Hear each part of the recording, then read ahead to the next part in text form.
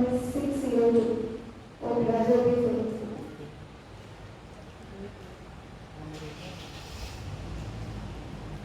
Oh, brother, be faithful, soon Jesus will come. For whom we have waited so long. Oh, soon we shall enter our glorious home and join in the conqueror's song.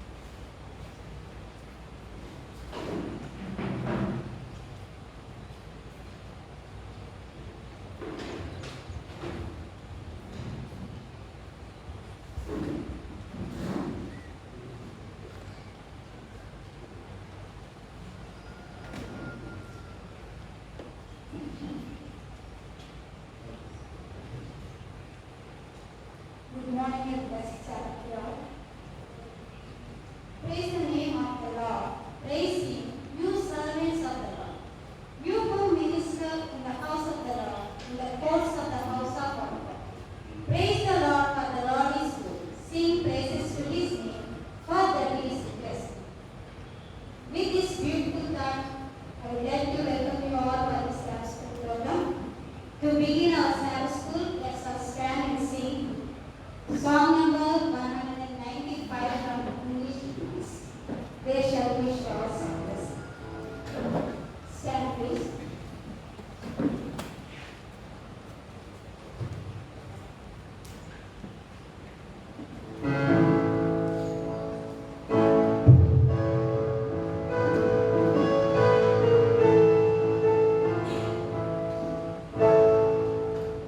There shall be showers of blessing. This is the promise of love. There shall be seasons refreshing, sent from the Savior above. Showers of blessing, showers of blessing we need. Mercy drops hundreds are falling, but for the showers we plead. There shall be showers of blessing, precious reviving again, over the hills and the valleys, sound of abundance of rain. Showers of blessing, showers of blessing we need. Mercy drops hundreds are falling, but for the showers we plead. There shall be showers of blessing, for them to live in my fall. Now lies the double blessing, now as on Jesus we go. Showers of blessing, showers of blessing we need. Mercy drops hundreds are falling, but for the showers we plead.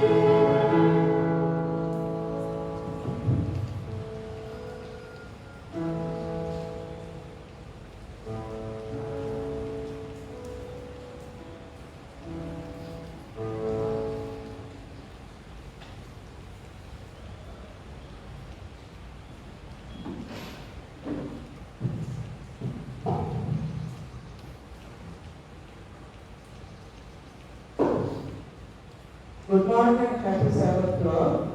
For our scriptures this morning, Matthew chapter 5 and verses 30.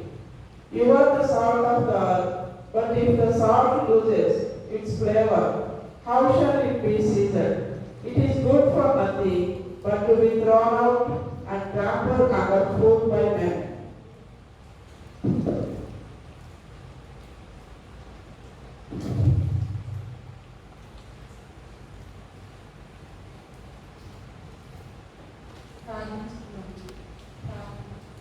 పరిశుద్ధులను కృపాకరంగా మా ప్రియాపరులను తండ్రి మీ ఘనమైన శ్రేష్టమైన నామమునకు లెక్కలేని స్తుతులు స్తోత్రములు దేవా. గడిచిన కాలమందు కాచి కాపాడి ప్రస్తుత కాలంలో మమ్మల్ని సజీవ లెక్కలో ఉంచండి. మా అందరి జీవితంలో మరి ఒక సేవకు ప్రవేశింపజేసి తండ్రి మిమ్మల్ని ధ్యానించడానికి, ఆరాధించడానికి, కీర్తించడానికి ఇచ్చిన అవకాశం స్తుతులు స్తోత్రములు దేవా. తలలో ఉంచిన ప్రతి ఒక్కరిని పేరు పేరు వస్తున్న దీవించండి, ఆశీర్వదించండి ప్రభావ. మరి ముఖ్యంగా సహోదరి మీనాలను దీవించిన విధానం కొరకు ఏమనుకుంటుంటే ఆ బిడ్డకు మంచి ఆరోగ్యాన్ని ఇంకా దయచేసి ప్రభావ మీ సేవలో ఇంకా వాడుకోవాలని అడుగుతున్నాం తండ్రి. అలాగే ప్రభావ క్యాంపస్లో నివసించిన ప్రతి కుటుంబాన్ని దీవించండి, మీరు దర్శించండి. ఎవరైతే బిడ్డలు అనారోగ్యంతో ఉన్నారో అటు వారిని మీరు ముట్టి స్వస్థపరచండి ప్రభావ. అలాగే తండ్రి క్యాంపస్ బయట నుంచి ప్రతి వారిని క్యాంపస్ నివసించే వారిని స్కూల్ విద్యార్థులని అందరినీ దీవించి ఆశీర్వదించమని వేడుకొచ్చున్నాము. మరి ముఖ్యంగా లేదా శాస్త్ర స్కూల్లో ఉపాధ్యాయులు పాల్గొంటున్నారు తండ్రి. వారికి కావాల్సిన జ్ఞానాన్ని మెండుగా ఇచ్చి మా సమస్త పాపాలు క్షమించమని మీ మెండైన దీవెనలో ఆశీర్వాదం మా అందరిపై ప్రమాణించమని యేసుక్రీస్తు నామమున అడిగి వేడుకొంచున్నాం తండ్రి. ఆమేన్.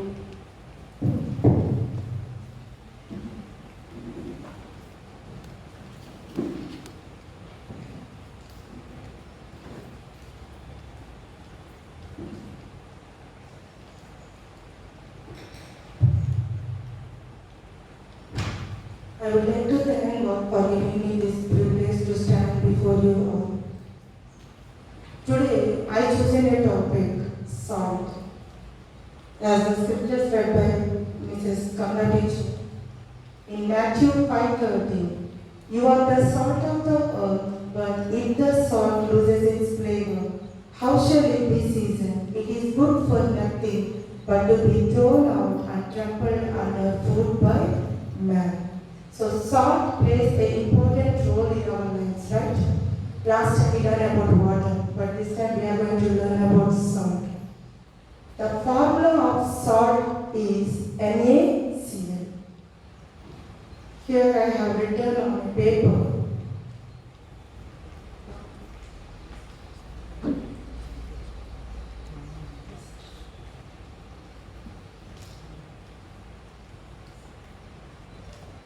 Here you can see the formula of sodium chloride. The formula is NaCl. We can also call it as a common salt that we are using every day in our cooking purpose, and it is also used as a preservative purpose. Without salt, in case if we miss to put salt in a curry, we know how our family members are reacting with us. How much we add all the flavors like spices, tomatoes, everything we put in it.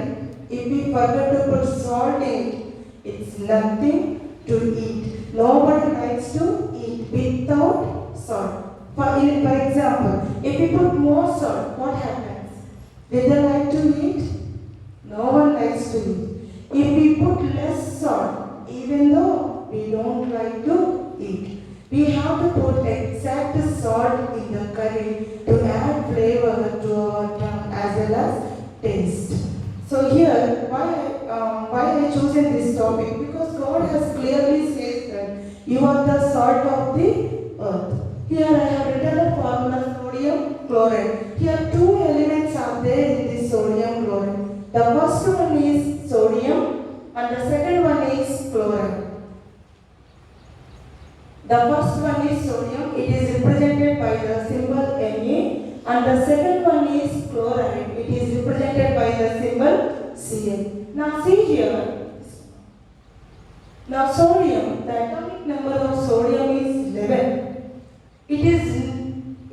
Every element in the periodic table wants to become a gets to noble gas configuration. We are having noble gases like helium, neon, like that. Every element wants to become like a noble. Every element wants to become like a noble. Here sodium also wants to become like a noble gas. So it loses one electron. It loses one electron to become like a noble gas. It loses one electron like that. If we lose sin in us, then we will be like a noble. How the sodium lose one electron to get stable and noble? Like that, if we lose sin in us, then we will be noble.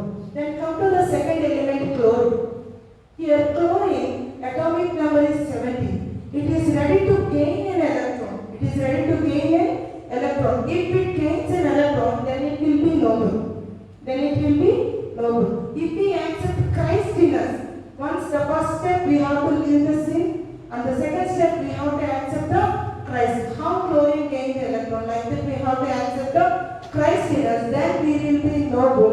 And then you can see, imagine, see, sodium cannot form a salt and chlorine cannot form a salt. If you see this one, after losing one electron, after gaining one electron, like that, after leaving sin in us and after entering Christ in us, then only we can see the formation of a sodium chloride. Then only we can see the formation of the common salt. It is a neutral compound. It is a neutral compound. This is one of the amazing things God has given us freely. We are thinking about the water, sun and all. But the salt is one of the free gift from the God. It is in the neutral nature. It doesn't have any acidic nature and it doesn't have any basic nature. That's why we are using salts every day. Now see that when sodium lose one electron, chloride gains one electron, then we can see the sodium. Here one bond is there. That is the bond with God to us. This is the bonding that we need in our lives with the Christ. How sodium had bonded with the chlorine. Like we have to leave our sin and have a bonded with the Christ. That's why God says here, you should be salt to the world. And our words should be like salt. So salt means here we can use in many ways. Salt means it enhance the taste and adds the flavor and also preservative purpose. So like that, our words should be like salt means whenever we are talking with the others, our words should be like salt and they should keep in there, they should preserve our words in their mind. The next. If you look at the Old Testament, if you turn to the Bible, Leviticus 2nd chapter and 13th verse, and every offering in your grain, offering you shall season with salt. You shall not allow the salt of the covenant of your God to be lacking from your grain. Offering with all your offerings, you shall offer salt. So the Lord Jehovah also saying to the people, those who are there in the wilderness, I was asking about the offerings that whatever they are bringing to sanctify, he wants salt in them. Any grain, they should put salt in them. So the word salary, that we are using the word salary, it is a Latin word sal. Latin word sal. This salary means those days salt is having very demanded. So they used this salt for replacing the gold and all. The salt is replaced by gold. So that much demand that salt had in the olden days. So they kept the salary as a name. The meaning of sal means salt. Okay. The next one. Here I just want to put one more thing in your mind. There are two different natures in this sodium and chlorine. In this sodium chloride, I already told you two elements are there, sodium and chloride. The sodium is having different nature and the chloride is having different nature.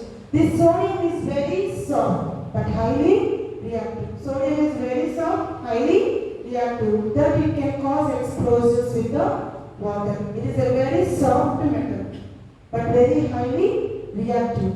Okay? When you come to the chlorine, it is a gas. It is a gas. And it is having a toxic corrosive nature. So only chlorine we cannot take because it is toxic and corrosive in nature. And it is also acidic in nature. When you come to the sodium, it is highly reactive with the water. It is highly reactive with the water. If you cut a small piece of sodium and just drop into the water, you can see a small explosion there. So that much highly reactive sodium. But see, these natures are not seen in sodium chloride. Got the point? Sodium is very explosive, highly reactive. Chlorine is a toxic and poisonous gas and it is very corrosive in nature. But when it loses an electron and chlorine gains an electron, they become neutral and stable. So that only we can see the formation of the salt. In this salt, we are not finding any corrosive nature, any reactive nature, any acidic nature. It is completely neutral in nature. So if we remove the sin, the dirt and the different negative thinking of minds from us, then if we accept Christ in us, then we will be like a salt to each and every one of us. Thank you.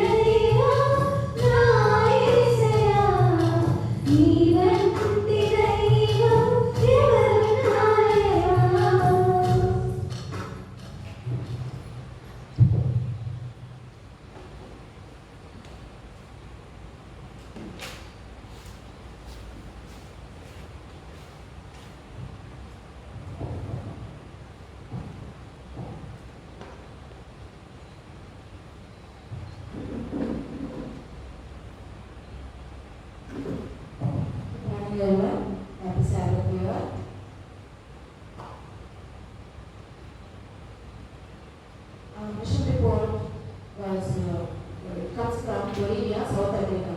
The title of our mission report is Miracle in Pandemic.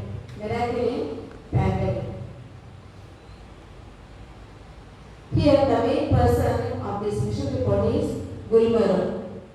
He gives the testimony to Mr. Andrew, who writes this mission report in English, and Gulmaro tells this in Spanish language, because in Bolivia many of the people speak in Spanish. So Gulmaro was the main person of this today's mission report, and we all are aware of this COVID-19 pandemic. All the churches all over the world are closed.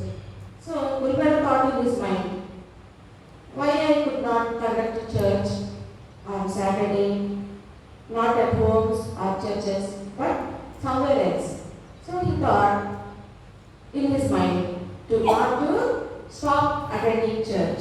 So we will hear what his plan is about conducting the church even during COVID-19.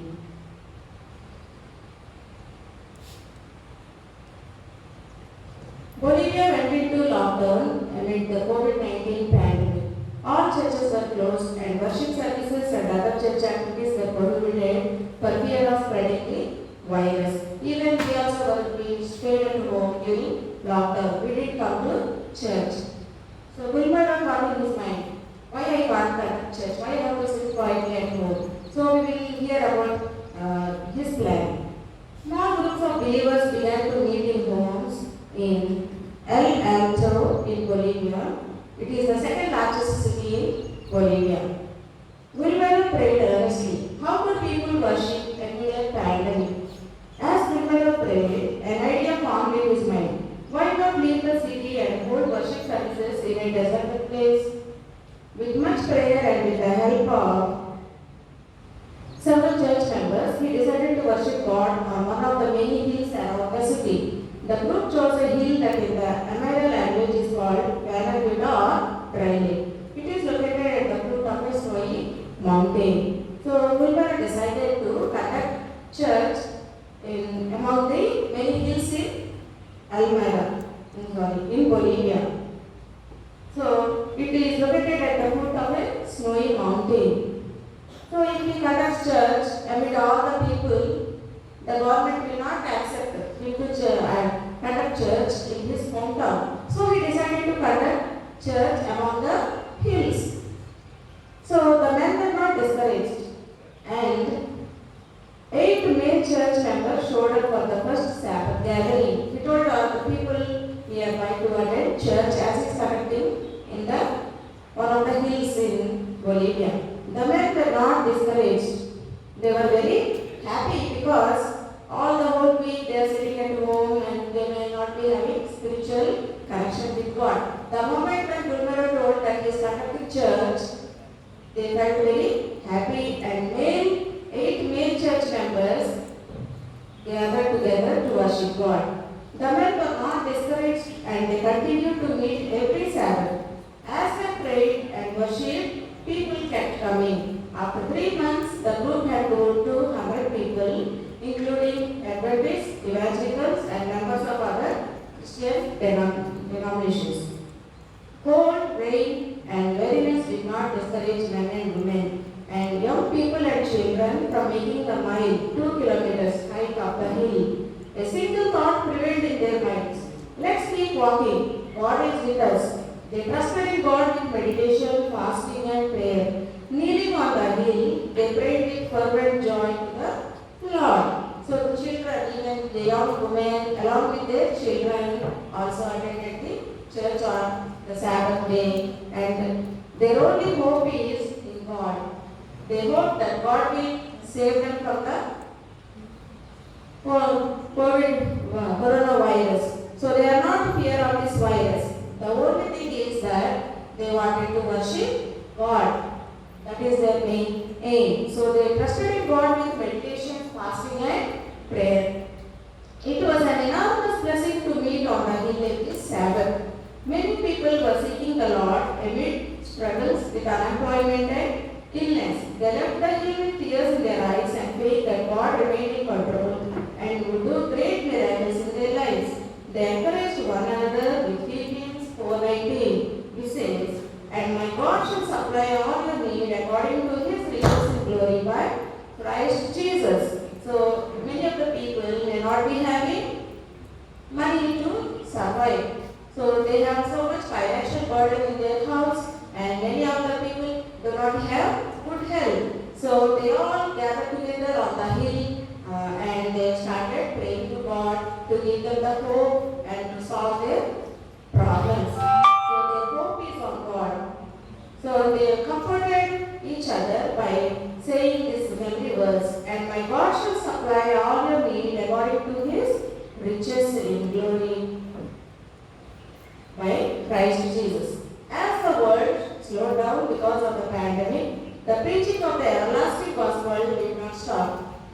As a result of the Hilltop Miracle meetings during the pandemic, 13 people gave their lives to the Lord through baptism. Today, the faithful Hilltop group has become a company of more than 50 members who meet every Sabbath in a rented hall. So 13 people gave their lives to the Lord. But attending these church programs, 13 people gave their lives to the Lord through baptism. And now there are 50 members. They meet on every Sabbath in a rented hall. So as the COVID-19 became the virus decreased, people started praying in the rented hall.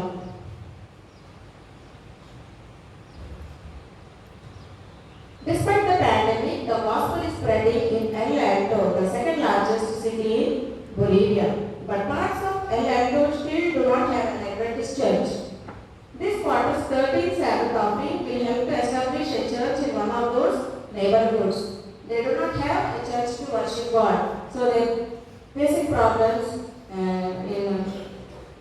because they do not have proper church to praise God. So this part of 13th Sabbath offering will help to establish a church in one of those neighborhoods.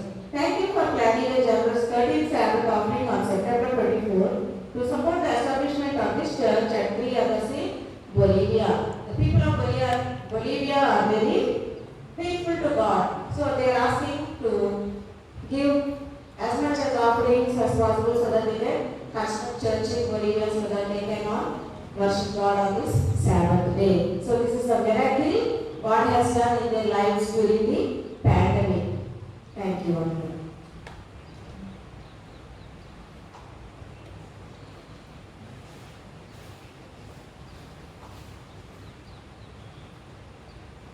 To close our Sabbath school, shall we rise and sing song number 499.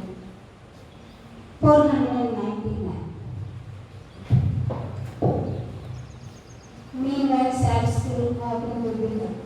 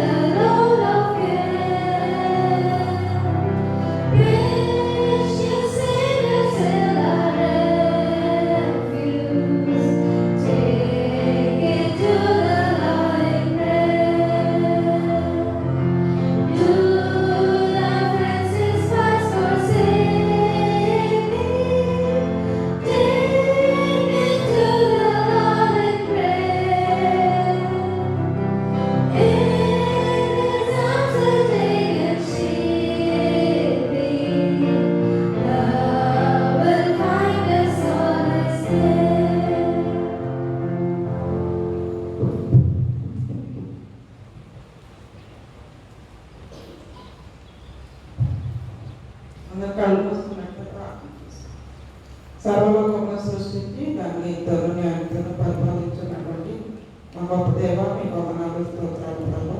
ఇదిగో నా తండ్రి ప్రభా గడిచినటువంటి వారం నుంచి ఈ వారం అంతా కూడా మీరు యొక్క భద్రపరిచి ప్రభా మా యొక్క మా కొరకు మా యొక్క విశ్రాంతి దినము మీరు మాకు ఇచ్చినందుకు వేలాది వందనాలు ప్రభా.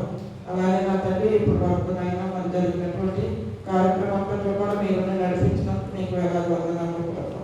అలాగే జరగబోయేటటువంటి కార్యక్రమం అంతట్లో కూడా మీరు మాకు తోడుగా ఉండి నడిపించమని ప్రభా, మేము వచ్చినటువంటి ప్రతి బిడ్డను కూడా మీరు జ్ఞాపకం చేసుకొని ప్రభా మీ యొక్క దీవెనలు నాయన మన యొక్క ఆశీర్వాదాలు మా మీద ఉంచమని నా తండ్రి.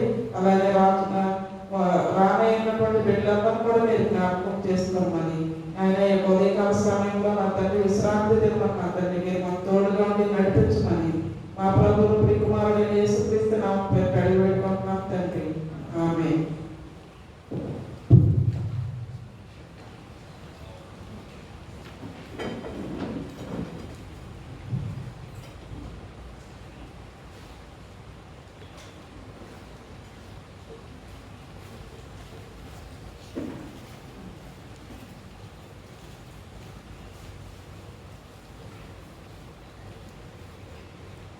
అందరం కూడా బయట నుంచి ఉన్నట్టయితే మన ప్రెసిడెంట్ గారికి, సెక్రటరీ గారికి, డివిజన్ సెక్రటరీ గారికి వెల్కమ్ చెప్పడానికి మనందరం కూడా బయట నుంచున్నాం. తర్వాత కార్యక్రమం పాస్టర్ గారు వచ్చినాం.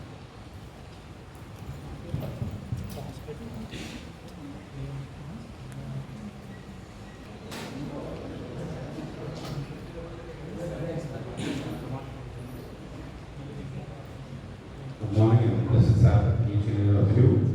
I would like to thank all the teachers from the Sabbath School Department for taking up the Sabbath School program, and also from the Sabbath School Department I would like to welcome my friend Pastor and Mrs. John Victor to our midst. And now I request PK sir to give us the lesson statement.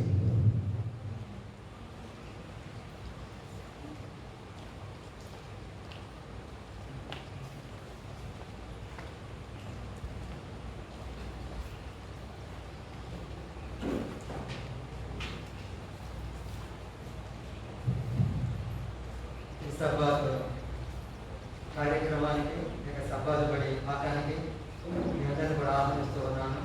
ప్రత్యేక రీతిగా ఈ సమయంలో మన యొక్క division, సదర్దేశీయ division executive secretary గారు master share John గారు, వారి భార్య, వారి యొక్క సహోదరి రాజ్బాబు గారు, భార్య భర్తతో ఉండడం చాలా సంతోషము.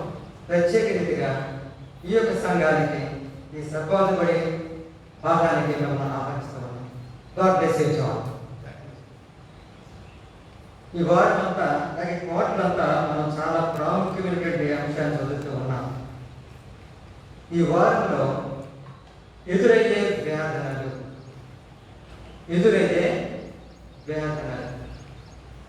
దీన్ని ప్రారంభించకపోవడము రాజ్బాబు ప్రార్థన. పరిశుద్ధుడా, ప్రేమగల తండ్రి, దయగల ప్రభువానికి వందనాలు, స్తోత్రం చెల్లించుకుంటున్నాను. గడిచినటువంటి విశ్రాంతి నుంచి మహా విశ్రాంతి వరకు మమ్మల్ని కూడా కాల్చి కాపాడి సంరక్షించడానికి వందనాలు. ఈరోజు ప్రభావం మరి మేము దశస్థాయిలో పెడుతున్నాము. సంపాదపడి పాఠంలో వెళ్ళుచుండగా మరి పాఠం కోసం మీ దైవజనులు ప్రత్యేకంగా దీవించండి. వారికి ప్రభావం చెప్తున్నప్పుడు నీ ఆత్మ అనుగ్రహించండి. వింటున్న మాకు విలే మనసు అనుగ్రహించడం ప్రార్థిస్తున్నాను. ప్రభావ చక్కగా తండ్రి మేము తెలుసుకొని నేర్చుకుని ఈ వాక్య ప్రకారంగా జీవించేందుకు సహాయం చేసి మమ్మల్ని నడిపించమని యేసు పరిశుద్ధ నామములో ప్రార్థించి వేడుకొనుచున్నాము తండ్రి. ఎదురయ్యే వేదనలు. వేదనలు ఎవరికి వస్తాయి? క్రైస్తవులకు వస్తాయా? క్రైస్తవులు కాని వాళ్ళకి వస్తాయా? వేదనలు ఎవరికి వస్తాయి? ఎవరికి వస్తాయండి? అందరికీ వస్తాయి. క్రైస్తవులు కూడా వేదనలు వస్తాయా? ఎందుకని? ఎందుకు క్రైస్తవులకు వేదన వస్తాయి చెప్పండి. ఒక వాడిక ఉన్నాను. నా చిన్నప్పుడు ఎవరికైనా బాగోకపోతే యేసు ప్రభువుని నమ్ముకో, జ్వరం పోతుంది, యేసు ప్రభువుని నమ్ముకో, కష్టాలు రావు, అని పెద్దలు చెప్తూ ఉండేవారు. వాళ్ళకంత అవగాహన లేకపోవచ్చు. కానీ క్రైస్తవులకు వేదనలు ఎందుకు వస్తాయి? నా ప్రశ్నకు సమాధానం చెప్పాను. ఇంకా ముందుకు వెళ్తాను. క్రైస్తవుడు అంటే ఎవరు? క్రైస్తవుడు ఎవరు? క్రీస్తుని వెంబడించేవాడు. మరి క్రీస్తు శ్రమ పొందాడా? మరి పొందినప్పుడు క్రైస్తవుడు శ్రమ పొందడా? శిష్యుడే కదా క్రైస్తవుడు అంటే. యేసు క్రీస్తు శిష్యుడే క్రైస్తవుడు. యేసు క్రీస్తే నాయకుడే. అంత శ్రమ పొందినప్పుడు క్రైస్తవుడికి శ్రమలు రావా? వస్తాయి. అయితే ఏ విధంగా వస్తాయి, ఎలా వస్తాయి అనేటువంటి వివరణ ఈ యొక్క వారంలో మనం చదువుతూ ఉన్నాం. ఈ వారంలో మనం చదివేటువంటి చూసినట్లయితే నాతో కూడా మీరు చెప్పండి. ప్రియులారా, మిమ్మల్ని శోధించినట్టు మీకు కలుగుతున్న అగ్ని వంటి మహాశ్రమను గురించి మీకేదో ఒక వింత సంభవించినట్లు ఆశ్చర్యపడకుడి.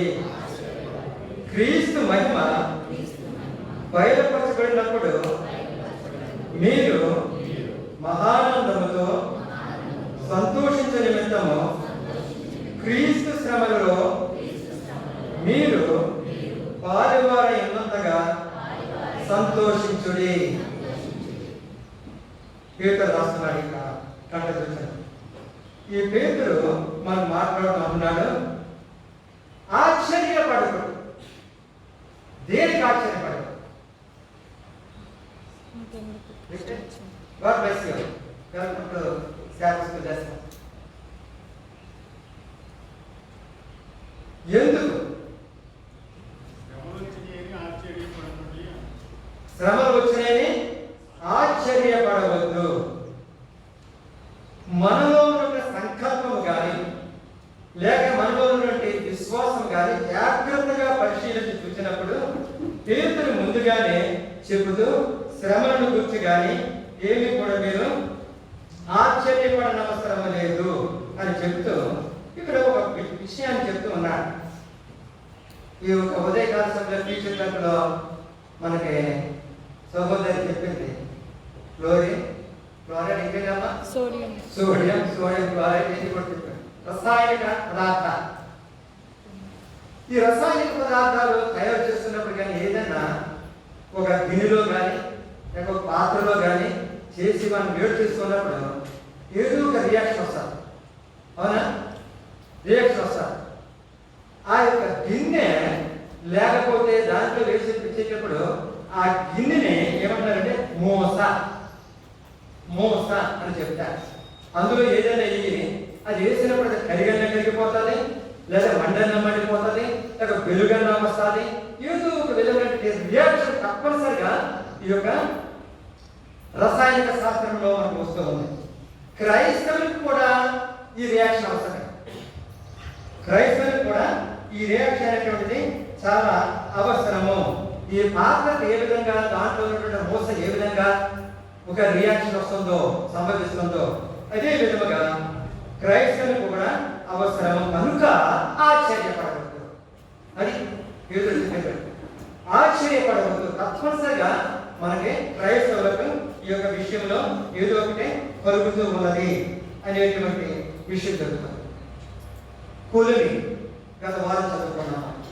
ఈ కొలిమిలో నిప్పులు ఉంటాయి. అవును కదా? ఈ నిప్పులు వెళ్ళి కాల్సిన బంగారం కానీ వెండి కానీ ఏదైనా కానీ పుటలు వేస్తూ ఉంటారు. అందులో ఉన్నటువంటి మలినం పోతుంది, స్వచ్ఛత లేకపోతే స్వచ్ఛమైనటువంటి బంగారం కానీ ఆ యొక్క విషయం కానీ బయటకు వస్తానికి అవకాశం ఉంటుంది. కాల్చినప్పుడు కరిగించినప్పుడు దానిలో ఉన్న మలినం ఏ విధంగా పోతుందో క్రైస్తవులకు కూడా ఇటువంటి శ్రమలు ఎందుకు వస్తున్నాయంటే తాడుకొని నిలిచి నేను కూడా క్రీస్తునందు ఉన్నాను అని చెప్పడానికి గాను ఈ యొక్క శ్రమలు అని మనం పెడుతూ ఉంటాం. యాక్సిడెంట్ ఈ దేవుడు నాకు ఇంత చేసేలాగా అనిపించేస్తాం. అవునా? జ్వరం వచ్చింది, దేవుడు నాకు ఎందుకు చేసేట్టుగా ఎన్ని వస్తూ ఉంటాయి. అనేకమైన ఆటంకాలు వచ్చినప్పుడు మనకు అనేక ద్రోహాలు కలిగినప్పుడు ఆందోళనతో ఉన్నటువంటి ఆలోచనలతో ఎందుకు జరుగుతున్నవి అనుకుంటాం. అలాగండి కంటే ఇంకొక ప్రశ్న ఇస్తుంటే బాగుంటాం. నాకు ఎందుకు కలగకూడదు? నెగిటివ్గా తలచేయడం కంటే పాజిటివ్గా తలుచుకున్నాం. నాకు ఎందుకు కలగకూడదు? యేసుక్రీస్తు ఈ శ్రమ అనుభవించాడు కదా, నేను ఎందుకు అనుభవించకూడదు అనేటువంటి తాత్పర్యం కానీ క్రైస్తవుడిలో ఉన్నప్పుడు ఆ యొక్క వేదన వచ్చినప్పుడు చాలా బాగుంటుంది. ఆ కొలిమిలో నిజాయితీ అనేటువంటి తెలుస్తూ ఉంటుంది. దీనికి ఉదాహరణ ఎవరైనా ఉన్నారా? యోగు ఉన్నాడు కదా, మహానుభావుడు. ఒక్క చిన్న మాట కూడా అనలేదు, ఒక్క చిన్న మాట కూడా అనలేదు. కానీ భార్య వచ్చి ఇంకా ఎందుకు ఒకసారి క్షమించి చచ్చిపోతే సరి. ఏ భార్య చచ్చిపోమంటారా అంటదా? బాగోకపోయినప్పటికీ జాగ్రత్తగా ప్రార్థన చేస్తాం, యుద్ధం చేస్తాం. కానీ ఈ యొక్క యోగు దగ్గరికి వచ్చే స్నేహితులు కానీ బంధువులు కానీ ఇతరులు కానీ ఎందుకు అనేటువంటి వేదన వచ్చినప్పుడు ఆయన వేదనలో ఆ యొక్క జాగ్రత్తగా దాన్ని ఆ మూసలాగా జాగ్రత్తగా ఉన్నాడు. అందుకని ఆయన జయించగలిగి ఉన్నాడు. ఇంకా ఎవరు ఉన్నారా?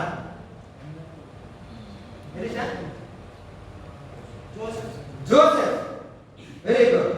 జోసెఫ్ ఖైదులో ఉన్న అలాగే ఉన్నాడు, కుతుబు యొక్క భార్య దగ్గర ఉన్న అలాగే ఉన్నాడు. కదలలేదు, మెదలలేదు. ఇంకా ఎవరు ఉన్నారు? దానియేలు సింహంలో వేస్తున్నప్పుడు ఏమైపోతాననే ఆందోళన కలగలేదు. అయ్యో నా భక్తుడు ఏమైపోతున్నాడు, ఆయన కంటే ముందు యేసుక్రీస్తు అక్కడ ఉన్నాడు.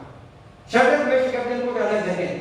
కనుక ఈ యొక్క అగ్నిగుండంలో కానీ సింహంలో కానీ ఒక స్త్రీ దగ్గర కానీ ఒక ఖైదులో కానీ ఏ క్లిష్ట పరిస్థితుల్లో క్రైస్తవుడు ఉన్నప్పటికీ అక్కడ క్రీస్తు ఉన్నాడు అనేటువంటి అభయం నీకు వచ్చి ఆ అభయం ద్వారా యేసుక్రీస్తును విశ్వాసించినట్లయితే క్రైస్తవుడికి కావలసిన ఆ యొక్క జయం వస్తానికి అవకాశం కలుగుతున్నది అనేటువంటి విషయాన్ని చెప్తున్నారు.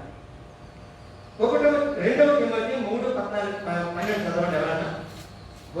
2 తిమోతి 3:12 క్రీస్తునందు సంపత్తితో బ్రతుకును ఉద్దేశించు వారందరూ హింసమందులు. ఏమంటాడండి ఇక్కడ? యేసుక్రీస్తునందు సంపత్తితో బ్రతుకును ఉద్దేశించు వారందరూ ఎవరైతే బ్రతకాలనుకుంటున్నారో వారికి శ్రమ వస్తున్నది.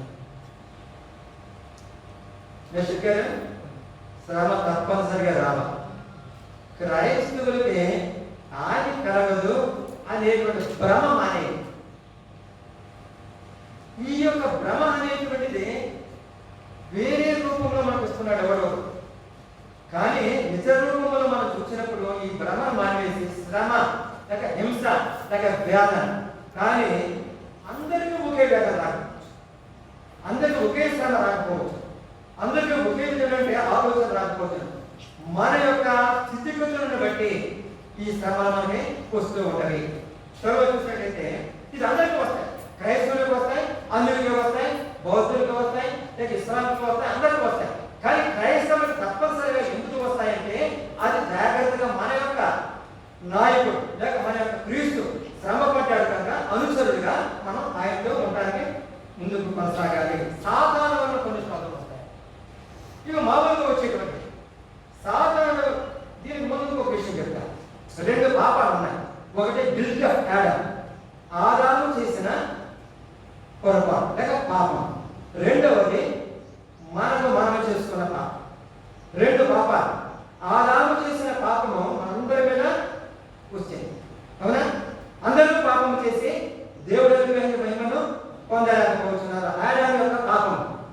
కానీ ఆదాము చేసిన పాపము ఈ విధంగా ఉంటే మనకు వ్యక్తిగతంగా నేను కానీ మీరు కానీ వ్యక్తిగతంగా ఏదైనా పాపం చేశారనుకోండి, ఆ పాపము వేరు. దాని గురించి ఇక్కడ మాట్లాడుతున్నాడు. ఆ పాపం వేరు, ఆదాము చేసిన పాపం వేరు. 2, 3 సాతాను కలుగు శోధన వేరు. సాతానుడు యోగుకు వచ్చింది, యోసేపుకి వచ్చింది, దానియేలుకు వచ్చింది, షడ్రక్ మేషక్ అబ్దెనగో పౌలుకు అనేక ఇవన్నీ కూడా మనం చూసినప్పుడు మనకి ధైర్యం పెరగాలి, విశ్వాసం పెరగాలి. ఎప్పుడైతే ఆ విధంగా పెరుగుతుందో మనకు కావలసినటువంటి ఇవన్నీ కూడా మనం చూడటానికి అవకాశం కలుగుతుంది. అదృశ్యమైనవి కొన్ని మనకు కొన్నిసార్లు సాధారణ ద్వారా వస్తాయి. అదృశ్యంగా మనం ఊహించకుండా జరుగుతాయి. ఊహించకుండా కొన్ని శోధనలు వచ్చినప్పుడు అవి మనం చాలుకొని జాగ్రత్తగా ఉన్నట్లయితే తప్పనిసరిగా జరుగుతుంది. పేదలు ఏమంటాడు? గర్జించు సింహం వలె. సాధారణ ఏ విధంగా గర్జించు సింహం. సింహాన్ని చూసాం కదా మనం, దూరం మనం చూస్తాం. అది గర్జించినప్పుడు చూడండి, దాని యొక్క పౌరుషం కానీ లేకపోతే దాని యొక్క వైఖరి కానీ చాలా ఘోరంగా ఉన్నది. ఆ యొక్క గర్జించు సింహం వలె ఎవరిని మెరుగుదనా అని ఎదురు చూస్తున్నాడు. అతనికి లోనైన వారి దగ్గరికి వెళ్ళడు సాతాను, తను ఆరాధించే వారి దగ్గరికి వెళ్ళడు సాతాను ఎక్కువగా. ఎవరైతే నిర్భరం కలిగి దేవుని యందు భయభక్తులతో ఉంటున్నారో వారిని దూషించటకు పెడుతున్నారు. ప్రకటన 12 చదవలేదు. ప్రకటన 12 ఒక మాట చెప్తున్నాడు అక్కడ. అందుచేత పరలోకమా పరలోక నివాసులారా ఉత్సహించుడి. భూమి సముద్రమా మీకు శ్రమ. అపవాది తనకు సమయం కొంచెమే, చాలా తక్కువగా ఉన్నది తెలుసుకొని బహు క్రోధము గలవాడై మీ యొద్దకు దిగి వచ్చి ఉన్నాడు. ప్రలోభం చేశాడు కదా, అక్కడ కుదరలేదు వాడికి. ఇక మన దగ్గరకు వచ్చాడు. ఇప్పుడు మన దగ్గరకు వచ్చి మన సంఘంలో ప్రారంభించాడు. ఏ సంఘంలో? మీరు మత్తయి 24వ అధ్యాయం ఏంటి? మత్తయి 24వ అధ్యాయంలో ఒక మాట చెప్తున్నాడు. ఈ సాతాను యొక్క అన్నాగాలు ఏ విధంగా ఉన్నాయో చూడండి. 24వ అధ్యాయం 24వ చదవండి. అబద్ధపు క్రీస్తులను అబద్ధపు ప్రవక్తలను వచ్చి సాధ్యమైతే ఏర్పరచబడిన వారిని సహితము మోసపరచుటకై గొప్ప సూచక క్రియలను మహత్కార్యములను కనపరచదు. ఎవరి దగ్గర? ఏర్పరచబడిన వారు, శేషించబడిన వారు. ఇది గమనించండి. సాతానుడు క్రోధంతో ఉన్నాడు, సమయం తక్కువగా ఉన్నది. ఆ సమయం తక్కువగా ఉన్నది కనుక, క్రోధంతో ఉన్నాడు కనుక ఎక్కడ ఎవరిని మృంగాలా, ఎవరిని నాశనం చేయాలా, లేక ఎవరిని ఈ యొక్క లోపరుచుకోవాలి అనేటువంటి ఆలోచనతో వచ్చి ఏర్పరచబడిన వారిని సైతము మోసపరచుటకు చూస్తున్నారు. ప్రేమల సంఘమా, ఇది ఏర్పరచబడిన సంఘం. సెవెంత్ డే సంఘం ఏర్పరచబడిన సంఘం. ఇందులో ఎంతమంది ఈ యొక్క మోసలో ఉంటారో నాకు తెలియదు. ఎంతమంది కలిగిపోతారో నాకు తెలియదు. ఎంతమంది కెటలిస్టులాగా ఆ విధంగానే జాగ్రత్తగా ఉంటారో యేసుక్రీస్తుతో మనకే తెలియాలి. అందుకనే సాధ్యమైనంత వరకు అని మాట్లాడుతున్నాను. ఇంకొక మాట చెప్తాను ఏంటంటే 20వ వచనం ఆఖరి మాట చదవండి. అప్పుడు మహాశ్రమ కలుగును కనుక మీరు పారిపోవుట చలికాలం నేను విశ్రాంతి నేను సంబంధించకుండా ప్రార్థన చేయుడి. మహాశ్రమ, వేదన రగులుకుంటూ ఉంటుంది అంత్యకాలంలో.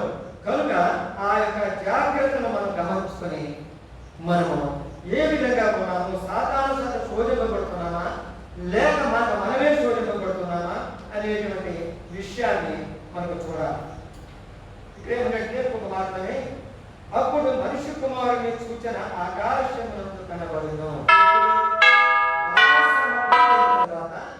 వ్యాధులు వచ్చుతున్నప్పుడు సాతానుడు ఎవరిని మృంగుదలని ఎదురు చూస్తున్నప్పుడు, లేక అంత్యక్రీస్తుగా సాతానుడే ప్రవేశించినప్పుడు, ఈ శేషించిన సంఘం మీద విజృంభిస్తున్నప్పుడు యేసు క్రీస్తు రెండవ రాక ఆగమనవుతున్నది. రెండవసారి ఆయన పరలోకం నుంచి వస్తున్నాడు. కనుక ఈ మహాశ్రమను మనం చాలా జాగ్రత్తగా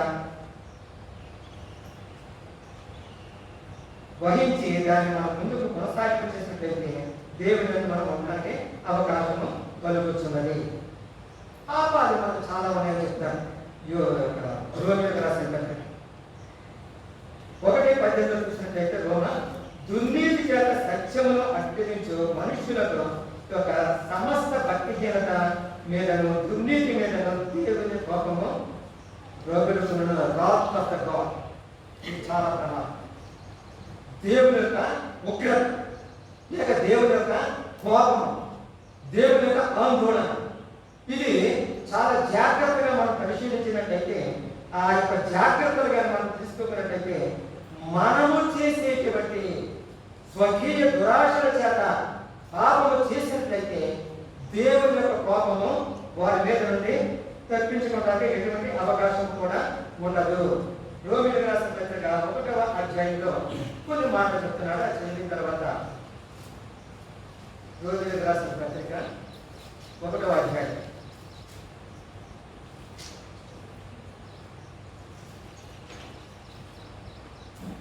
23వ వచనం చదవండి. వారు అక్షయుడగు దేవుని మహిమను క్షయమగు మనుష్యుల యొక్కయు పక్షుల యొక్కయు చతుష్పాద జంతువుల యొక్కయు పురుగుల యొక్కయు ప్రతిమా స్వరూపముగా మార్చిరి విగ్రహాల. ఇందులో ప్రతిమను పెట్టుకొని నమస్కరించే కాదు, ఈ ప్రతిమలో చాలా రకాల ప్రతిమలు ఉన్నాయి. ఆ ప్రతిమలో దేనికైనా మనం నమస్కారం చేసినట్లయితే అది విగ్రహారాధన. ఒక భాగం. తర్వాత రెండవ భాగం ఏంటంటే ఈ హేతువు చేత వారు హృదయములో దురాశను అనుసరించింది. ఈ హేతువు చేత, ఈ పాపము చేత, ఈ దుర్మార్గుల ద్వారా మీరు ఏం చేశారండి? ఆశ ఎక్కువగా పెట్టుకున్నారు అని చెప్తున్నారు. మరి ఒక పాపం ఏం చెప్తున్నారంటే అట్టి వారు దేవుని సత్యమును అసత్యములకు మార్చిరి. ఎవరైతే ఇటువంటి కార్యక్రమాలు చేస్తూ ఉన్నారో సత్యం నుండి అసత్యములకు మార్చి సృష్టికర్తకు బదులుగా సృష్టాన్ని పూజిస్తున్నారు అని చెప్తున్నారు. ఈ రోజు రాసిన పత్రిక ఇంకా చూసినట్లయితే ఈ యొక్క 26-27 స్త్రీ ధర్మాన్ని మానేస్తుంది, పురుష ధర్మాన్ని మానేస్తున్నారు. ఇద్దరికి కూడా బయలుపడి వాళ్ళు వేరు వేరు రూపంలో వారి యొక్క జీవితాన్ని ఆనందపరిచేస్తానికి చూస్తున్నారు అని చెప్తున్నారు. ఇది సొంతగా చేసేటువంటి పాపం, ఆదాపు చేసిన పాపం కాదు. మనమే సంకల్పించుకొని ఈ విధంగా నేను బాగుంటాను, ఈ విధంగా నేను చేస్తాను అని మన యొక్క పాపము ఈ విధంగా మనం వెంటాడడానికి ప్రయత్నం చేస్తూ ఉన్నది అనేటువంటి విషయాన్ని ఈ యొక్క అపోస్తలుడైన పౌలుడు మనకు చెబుతూ ఉన్నాడు. కనుక స్త్రీ ధర్మాన్ని నెరవేర్చాలా, పురుషుడు పురుష ధర్మాన్ని నెరవేర్చాలా. శేషించిన సంఘంలాగా క్రీస్తుతో కలిసి ఉన్నట్లయితే అది చాలా బాగున్నది. ఆదాము చేసిన పాపం ఉన్నది, మనం చేసుకునే పాపం. దేవుడు సాధారణంగా వచ్చేటువంటి శ్రమలు లేక బాధలు ఉన్నవి. కొన్నిసార్లు కొన్ని శ్రమలు దేవుడు అంగీకరిస్తాడు. ఈ విధంగా రావడం ఎందుకు చేస్తున్నాడంటే మనలో ఎంత నిలకడగా ఉన్నామో, మనలో ఎంత సత్యము ఉన్నది, మనలో ఎంత పరిశుద్ధత ఉన్నది, ఇది నిజంగా నిలబడదా అని మనం ప్రూవ్ చేసుకోవడానికి, రుజువు చేసుకోవడానికి సాధారణ ద్వారా లేక ఇతరుల ద్వారా లేక మన ద్వారా కొన్ని శ్రమలు దేవుడు మనకి పంపిస్తానికి ఆయన ఇష్టపడుతూ ఉన్నాడు. ఏ శ్రమ వచ్చినప్పటికీ దేవుడు అంటున్నాడు, యేసుక్రీస్తు అంటాడు, మానవులు సహించిన శ్రమ కంటే ఎక్కువ శ్రమలు. మీరు 1 కొరింథీ 10వ అధ్యాయం చేయండి.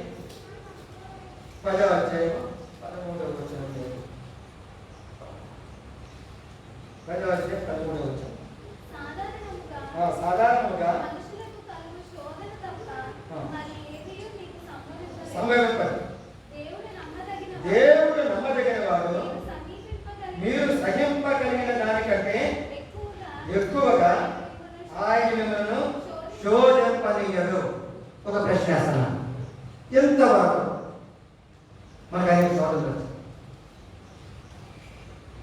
ఏ శోధనైనా మనకు మించిన శోధనగా ఉన్నా,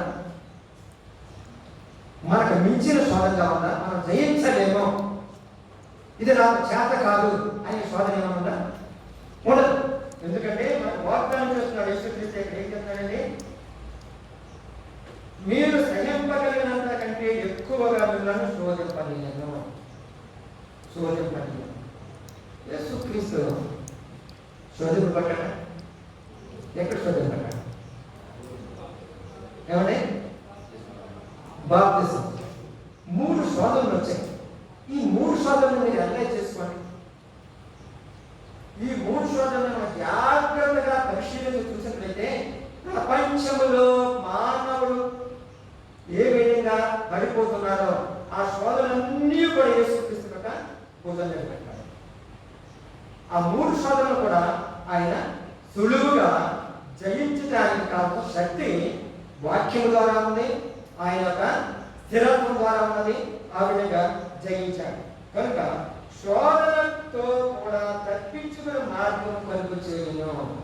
వస్తాయి శోధనలు, అయినా ఆ శోధనలు తప్పించుకునేటువంటి మార్గం కూడా దేవుడు మనకి ఏర్పాటు చేస్తున్నాడు. ఇప్పుడు మనకు శోధన రావడం మంచిదే కాదు. ఏమండి? అమ్మో నాకు ఉంటండి రాసు గారు నాకు ఇలా మనం ప్రార్థన చేయండి, అలా చదువుతాయి. తప్పనిసరిగా క్రైస్తవుడు అనుభవించి తీరాలి. క్రీస్తుతో మనం ఉండాలంటే, క్రీస్తుతో మనం నెగ్గాలంటే, వెళ్ళాలంటే సాతాను జయించటకు ఈ యొక్క శోధనను మనము తప్పనిసరిగా చేసి ఉండాలి. దాన్ని జయించడానికి కావలసిన సహాయత దేవుడే మనకి అనుగ్రహిస్తున్నాడు. కనుక ఈ యొక్క యోహాను ఒక విషయం చెప్తున్నాడు. 15వ అధ్యాయం 1 నుంచి చదవండి. యోహాను 1 నుంచి 15 అంటే 1.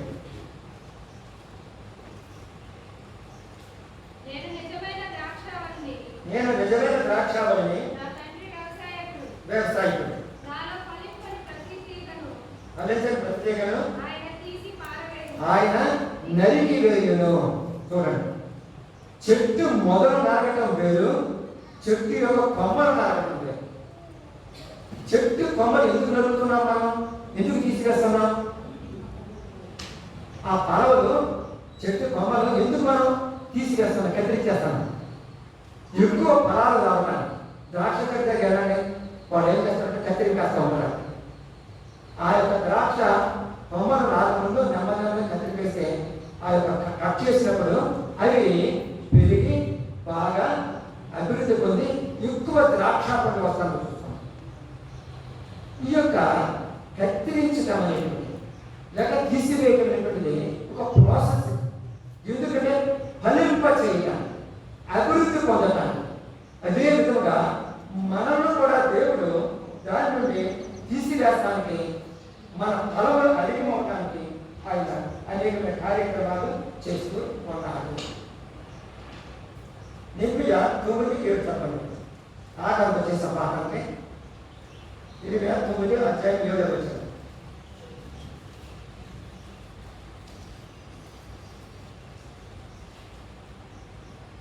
కావున సైన్యములకు అధిపతి యొక్క యెహోవా ఇలాగ సెలవిచ్చుచున్నాడు, ఆలకింపుము, వారిని చొక్కము చేయనట్లుగా నేను వారిని కరిగించుచున్నాను.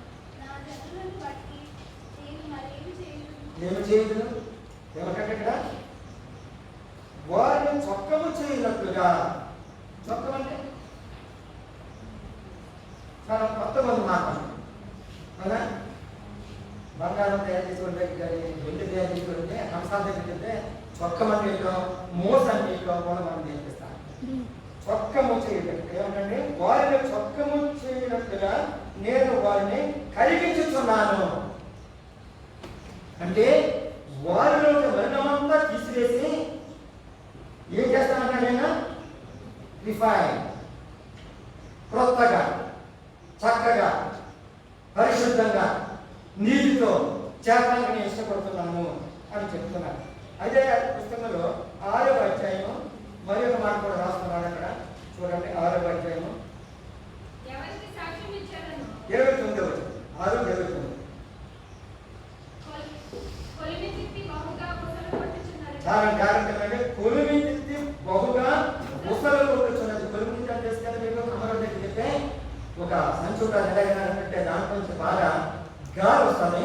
నిప్పుల మీద కానీ లేకపోతే ఏదైతే ఇనుము కావస్తున్నాడో ఏం కావస్తున్నాడో దాన్ని చక్కగా దేవుడు వచ్చి కలిగిపోవడానికి అవకాశం కలుగుతుంది. ఏమన్నాడు ఇక్కడ?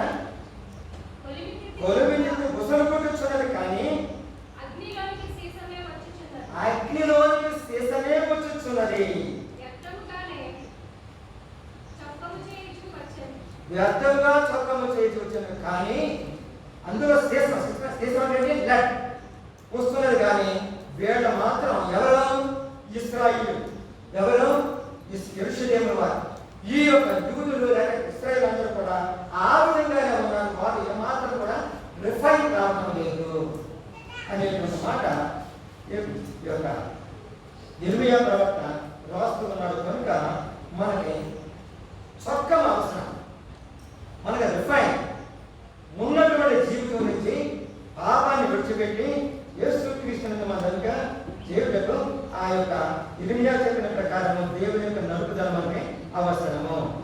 నన్ను శుద్ధిపరచుటకు దేవుడు శోధనను మరియు వ్యాధులను అనుమతించును. 8 మాట్లాడుతుంది, జాగ్రత్తగా దేవుడు నన్ను శుద్ధిపరచును, దేవుడు శోధనలను మరియు వ్యాధులను అనుమతించును.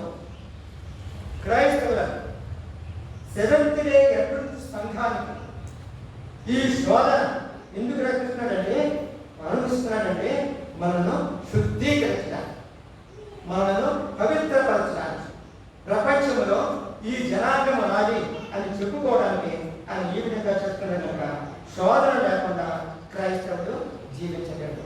శోధన లేకుండా యేసుక్రీస్తును క్రైస్తవుడు వెంబడించాలి. ఏమైనా ప్రశ్న ఉందా? ప్రార్థన.